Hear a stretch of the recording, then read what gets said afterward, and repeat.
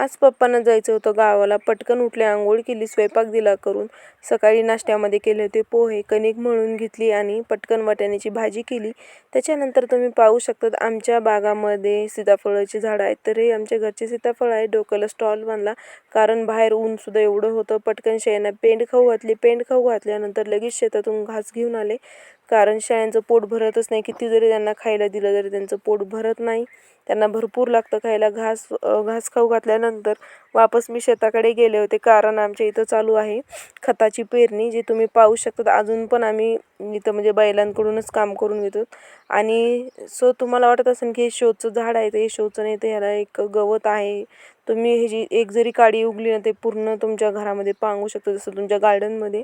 त्याच्यानंतर तुम्ही पाहू शकता आमच्या घासाला छान असे फुलं आले होते. आणि हा मेथी घास आहे, ह्याची कवळी जेव्हा कवळा घास असतो तेव्हा ह्याची मेथीसारखी भाजी लागते. आता व्हिडिओ कसा वाटला कमेंटमध्ये नक्की कळवा. आणि हे जे तुम्हाला दिसत आहे हे मुगाची झाड आहेत. व्हिडिओ आवडल्यास लाईक शेअर कमेंट.